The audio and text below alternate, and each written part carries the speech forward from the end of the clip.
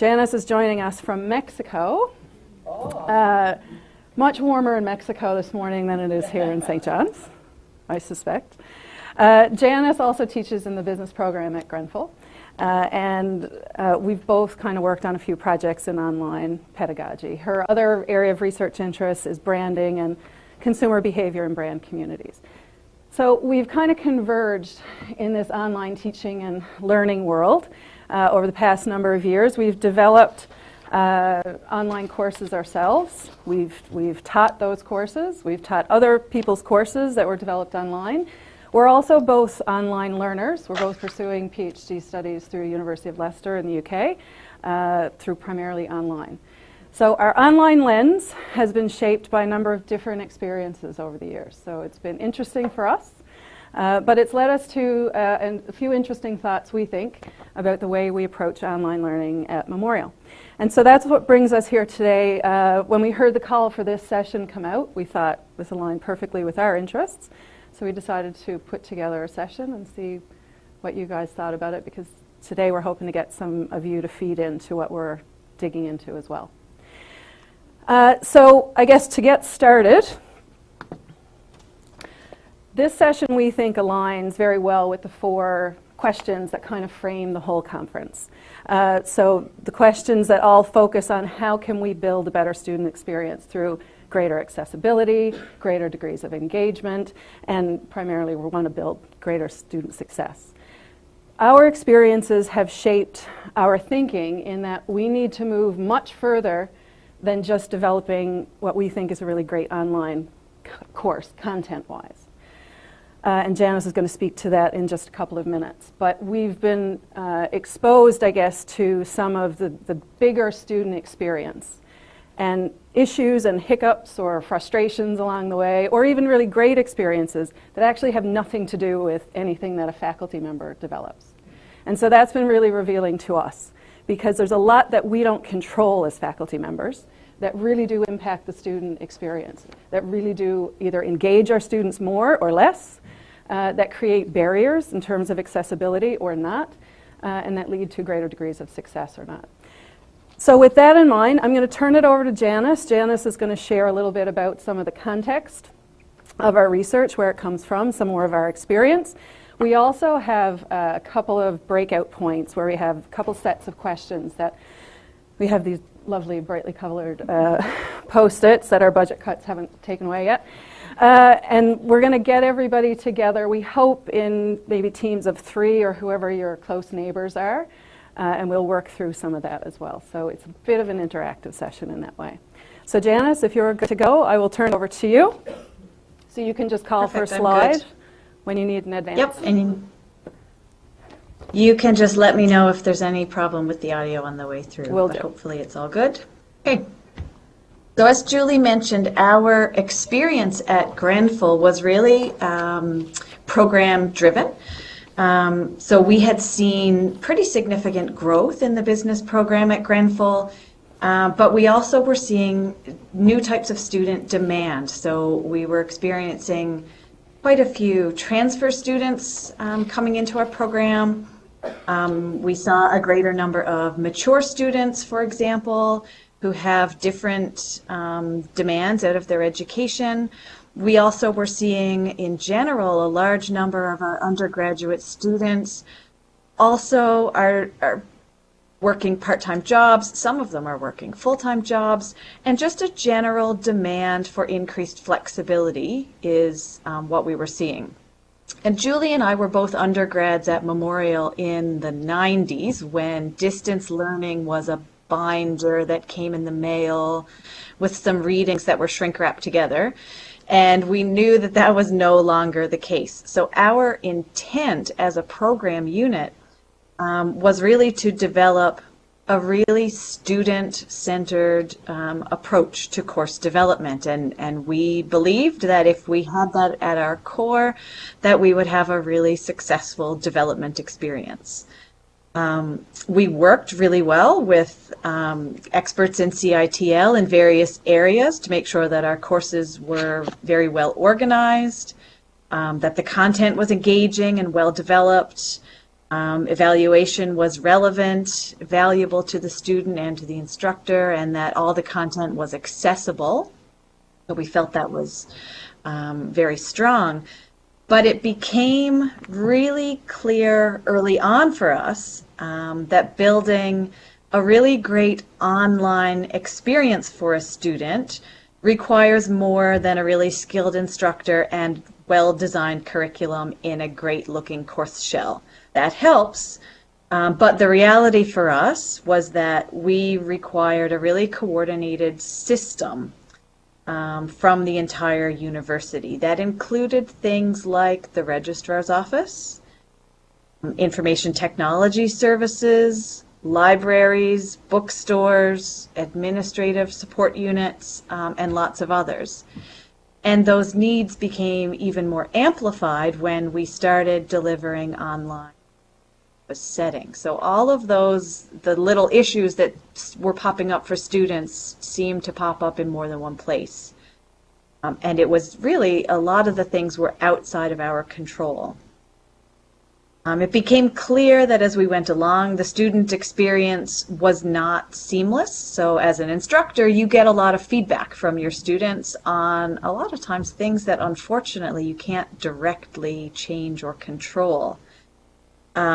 And so just sort of by accident, we came to learn that a lot of units were operating in isolation, or what seemed like isolation. Maybe that's not the case. But we felt the need to consider a look at all of the pieces beyond exactly what we were doing.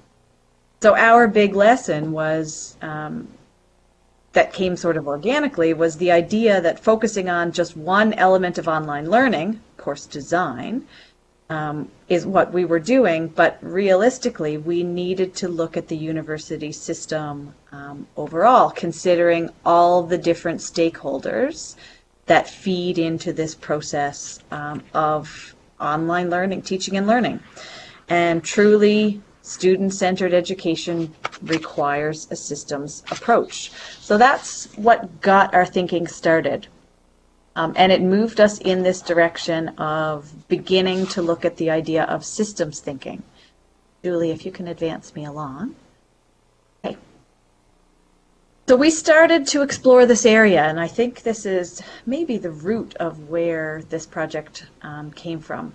So we started reading in systems thinking, and we came across this work that was done by Arnold and Wade. And these researchers had reviewed leading definitions in systems thinking from the earliest, from Barry Richmond and Peter Senge, to more recent contributions as well. And this is not a field that Julie and I had gone into at all before. So this these sets of papers by Arnold and Wade were really quite eye-opening. And when they compared their leading definitions of systems thinking, there were 4 common elements that they identified. So one of the key ones was interconnections. Another was dynamic behavior is present in systems. They also identified system structure and behavior, and the idea of looking at a system as a whole, not just a collection of pieces that are put together, but really understanding the whole and not just the parts. So the definition that you can see on the screen is one that we have borrowed, that we think situates the work that we are doing quite well. So this proposed definition accounts for what systems thinking actually is, but also what it does. So their definition proposes that systems thinking is a set of skills that are used to improve many different things, and that these skills work together as a system. And that really resonated for us when we started considering some of the issues that we'd been having and the pieces that we'd identified. And if Julie can advance me one more time, you're going to see a very ugly, busy screen, we know. But we don't expect you to look at the whole thing. So this systemogram was proposed, and in it you will see essentially, if you kind of look at the entire thing, you'll see several different pieces that are all connected, and that's the root of it all. And then if you go a little deeper, you can see the different component parts. That systems thinking includes understanding the system structure first before we can understand the behavior. And we have to be able to understand those things before we can go about trying to reduce the complexity and then being able to scale the system. What it also tells us is that there are some connections between items which are strong, while there are other connections which are weaker but still important. So even though they may not be the key connections between system parts, they can't be overlooked. And you will note that in many cases there are two-way flows. So all of that sort of boiled down into a really non-scientific nutshell tells us that it's complicated. And so in order to start, we would like to begin to better understand the system and the educational ecosystem at Memorial and within CITL. And in order to do that, we have to start first by understanding the system structure. And that's the piece that Julie and I have arrived at so far in our work on this project. We thought that this project that we've been working on now for maybe a little less than a year, fit really nicely with the conference themes of understanding, collaborating, working together, also using technology to find better approaches in our classrooms. And we really thought that we want to do that going forward. That's the main aim, is to deliver a better experience. And so in order to do that, we would like to start untangling this system and try to start making some sense of it. So Julie mentioned at the outset that we've designed this to be quite interactive. We've done some work on this area already, and now we want you to do some work for us and wake you up a little bit. So Julie's going to take over and try to facilitate a couple of questions that we would like you to think about for the morning.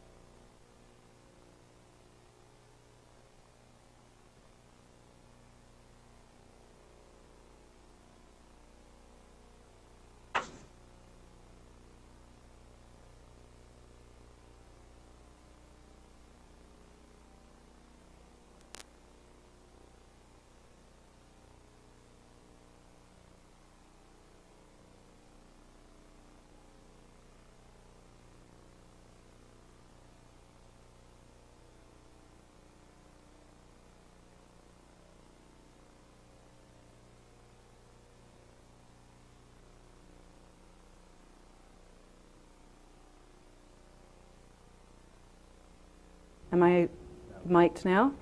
Sorry, thank you. So do I need to repeat all that? So what we're going to do is, we had hoped to have tables and chairs, but it's not, the fixed seating makes it a little less than ideal for group work. But what I think would work is if we can have ourselves assemble into maybe teams of 3, or whoever your close neighbors are. So this is a test like I have in my classrooms, where I try to get my students to organize themselves and they stare blankly at me until I number them off. If you're in a group of 4 or 2, feel free to stay in that group. Sure, that works great.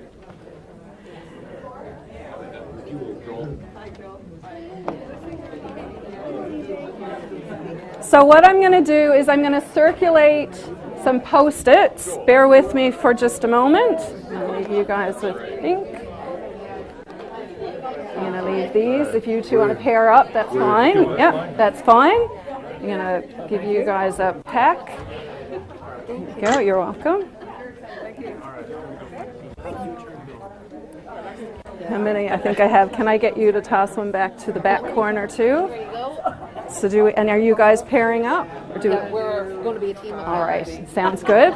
I have 2 packs of Post-its. Okay. All right, perfect. Thank you. All right, so everybody has a Post-it note.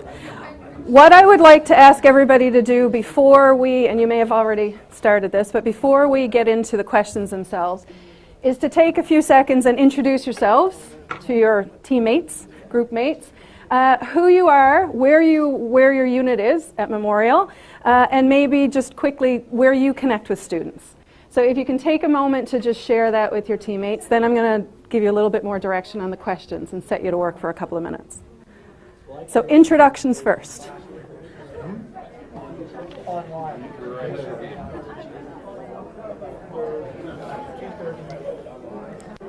So I interact those 2 ways. I also have been an undergraduate advisor. I think that phased out. And in the classroom, I teach courses in anywhere from 70 to 300. And of course, I use tutorials. And then when I'm teaching online, the class is 100. And online courses, teaching videos. And then 2 hours to interact.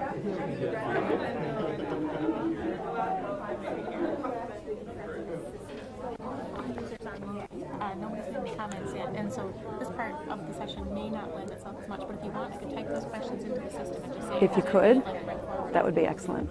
Yep, thank you very much.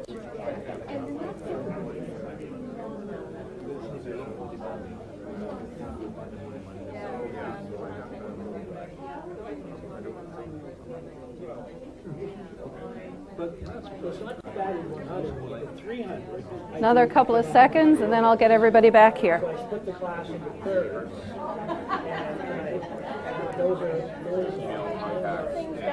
I guess there are 2 Yes. discrete systems for email. I'll explain that now, and I'm going to get everybody to stick their Post-its to decorate an arm here.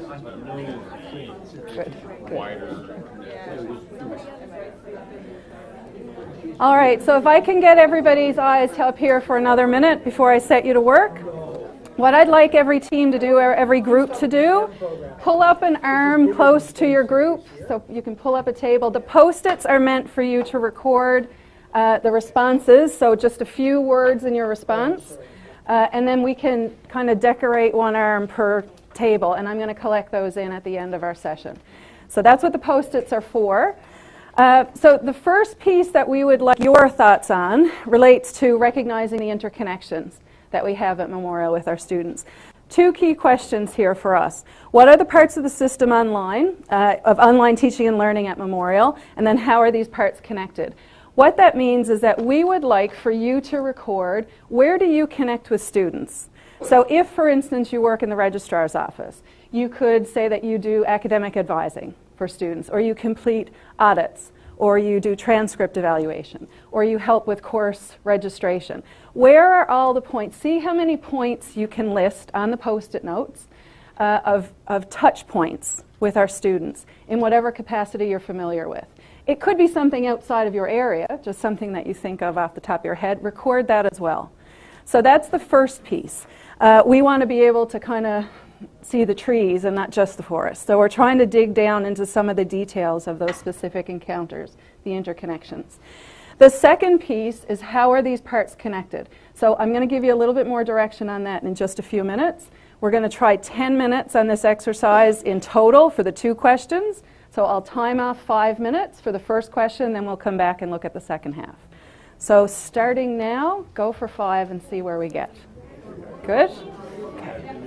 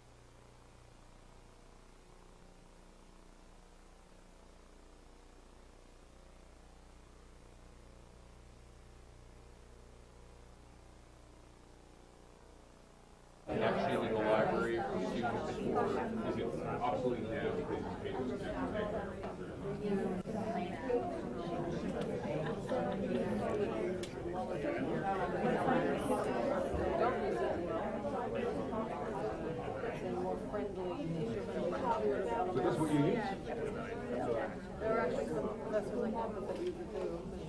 I'll go D2L with the. Yeah, and I would say that's right. I would say that for me, if I'm teaching R1, the professor in class, but then it's when like CIPL, and then it's also things like I have some so they might need specialized software. And currently that specialized software is not available. So I'm not ready to. So they might need like a desk fee or blog. Sure, there are menus. Yeah, for ladies, I believe you have to. It's true.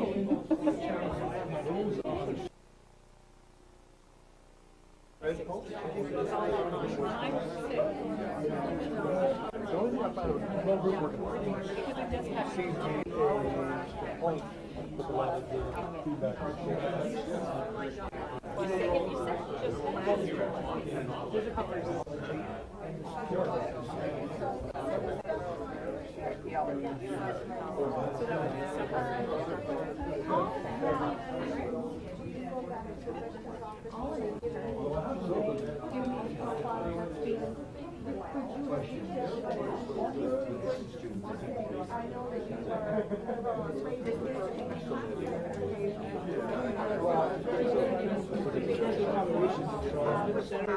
Highlight those.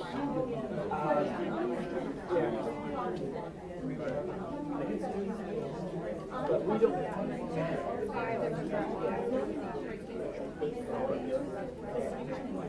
But we don't have the right to know. Like most of us have been removed from Banner now. So I don't know, do you access that? Well, the web is a big thing.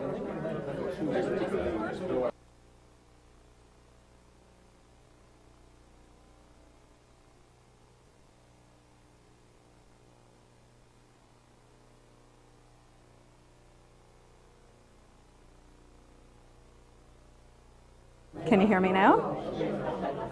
No? Still nothing? Okay. But I could just hear the facilitator. I'll send you an email now.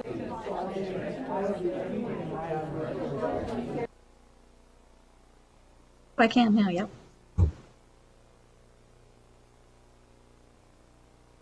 Yep.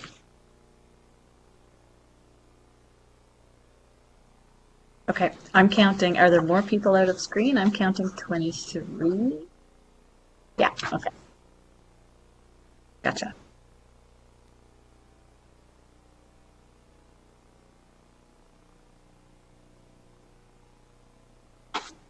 Okay, I think I'm back.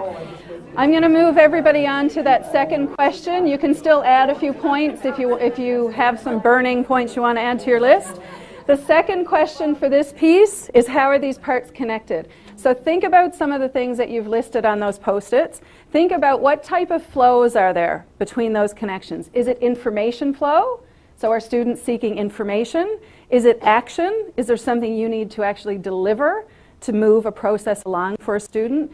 So what are some of our other flows? Physical flows. Are there things they need? Are you the bookstore? Do they need to leave with books?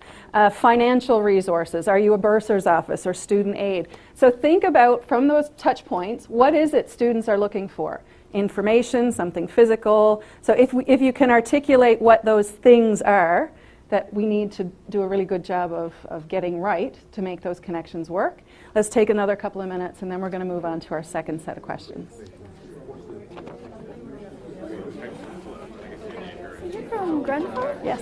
Cool. It's so good to meet you. And so, My name is Sue. I think I'm super duper. I volunteer with Rad Hockey's leadership.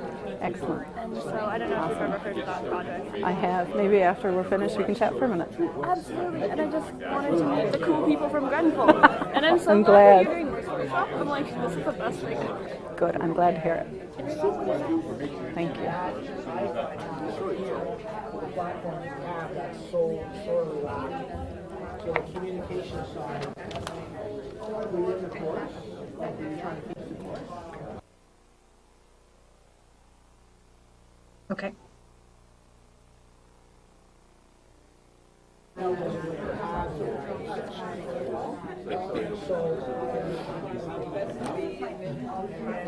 physical flow is not a big problem because the CITL is still running distance courses like the course one.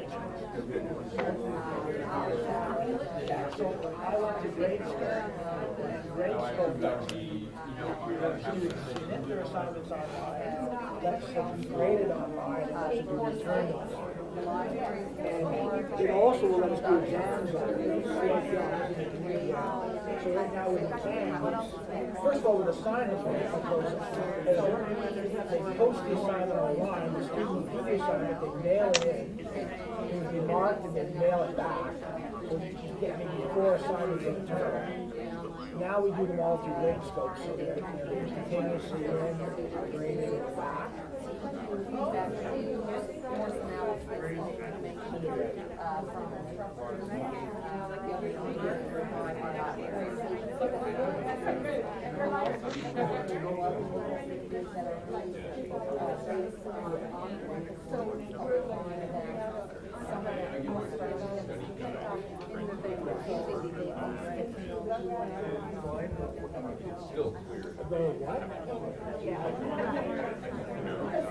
I don't know what the word means.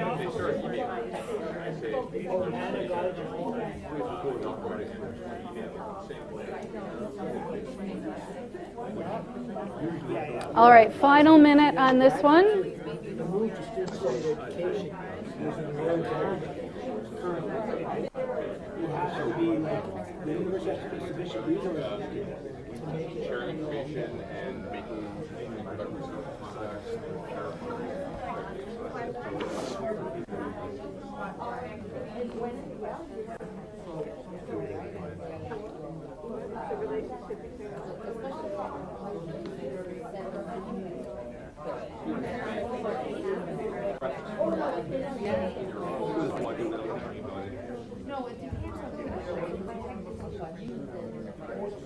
But in the grad program, even if the communication is more complex.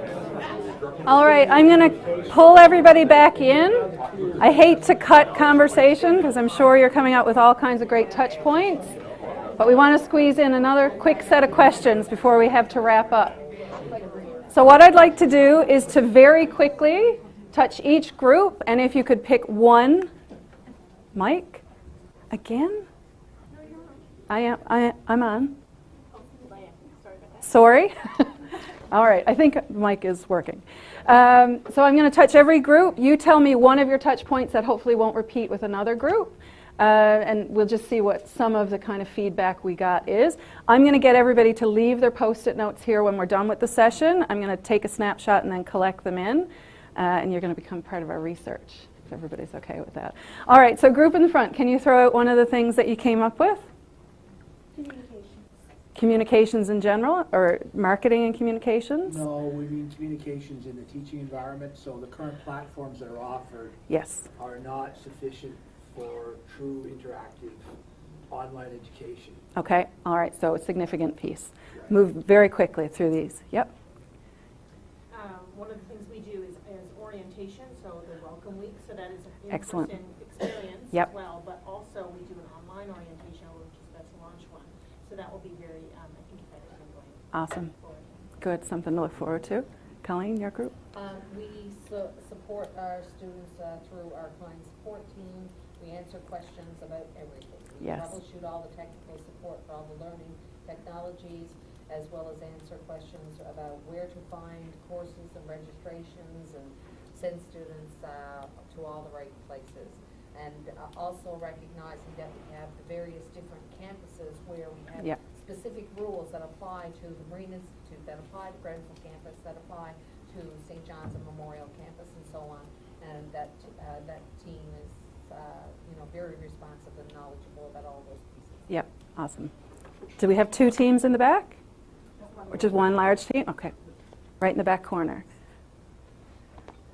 Any volunteers? I'll take it. Take one for the team. Okay. Part of the system, so peer learning from each other. Yep. All right, good, thanks. This team? Yep. We talked about there's about 1 million interconnected issues when it has students and their needs, and one of the things that kept coming up was instructors often need more clarification on navigating the full online system. And Absolutely. Good. Back corner. Yeah. So I was just going to say the disconnect sometimes between the professor and CITL and the students asking the professor things that the professor can't answer. And Yep. Just that kind of issue. Yep. Okay, good. Down from here. Yep. So we talk a lot about using Brightspace to support our courses, so our in-class courses. Yes. And using it for a repository for putting in course materials, as well as evaluations and feedback, the students posting their assignments and reflections and using that to supplement the course and Yep. support that. Awesome. Right here. Do we have two groups here? No. Okay. All right. Again, ours is supporting students, so when it comes to having discussion platforms so that students can interact and exchange ideas. Okay, good. We had a similar topic, but instead of that successful result of discussion boards, the unsuccessful result Yes. of stunted growth of discussion boards. That Yeah. in our D2L system. It's a challenge. And last but not least? We had a number of touch points, and before semester starts and after the semester, we were 3 professors and a student, and generally we talked about things like webmail, Brightspace, email. One of the things we didn't talk about was online rooms. I Right. use that every once in a while. And generally students are looking to, before the semester starts, to sign into the course, Mhm. looking for syllabus information, Yeah. or making a social contact. Yes. Yeah. I love the syllabus questions that you get a month out from the course. Can I take a look at the syllabus? Sure, once it's ready. Once I have written it. All really great feedback. I'm kind of excited to see what we've pulled together on the rest of those notes. To move us along a little bit here, we're going to look at the next set of questions, and we don't have quite as much time this time, maybe 7 to 8 minutes. But the second piece of this first step of understanding our structure is identifying and understanding feedback that happens in this system. So again, keeping the things in mind that you've already noted, what are the cause and effect feedback loops between parts of the system, and how do those feedback loops affect the system as a whole? That sounds like a mouthful. What I want to know, or what we would like to know, is how does feedback flow through all of those points that or touch points that you've just highlighted? Who feeds into the system? Who feeds information in to the processes you've just talked about? And who do you feed to? So what's the system? How do you move through? How do you fit in the larger system? So for each of the points that you have, if you can identify feedback loops that jump out to you, is there somebody you depend on to feed into your system?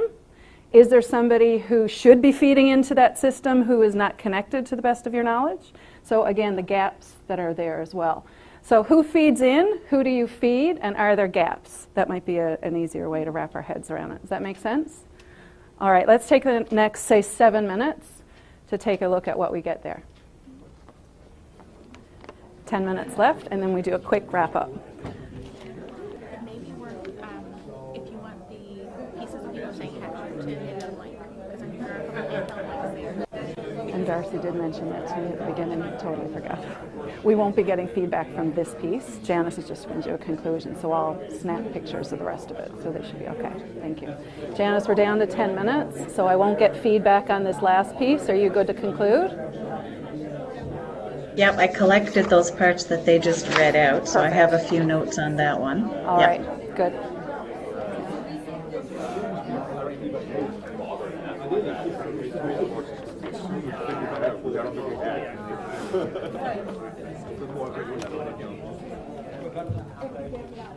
We don't quite understand.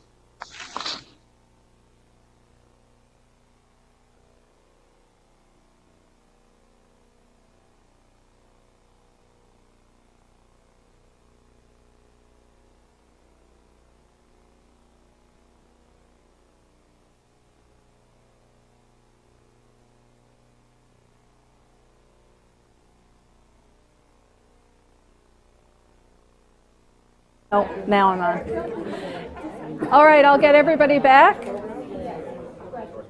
Hearing okay? So we're not going to have time to feed back into this feedback question, but we are going to collect all of your information. So all of this is actually going to help us kind of identify where we want to move next, or what some of the big kind of pressing issues that at least came out of this one session are. And that'll help direct which unit we're targeting first to kind of dig a little deeper. So I'm going to turn it over to Janice to share a few concluding thoughts and comments. We're down to our last 5 minutes, and I think everybody's moving on to a new session. So Janice, you're advanced. Yeah, perfect. Thanks.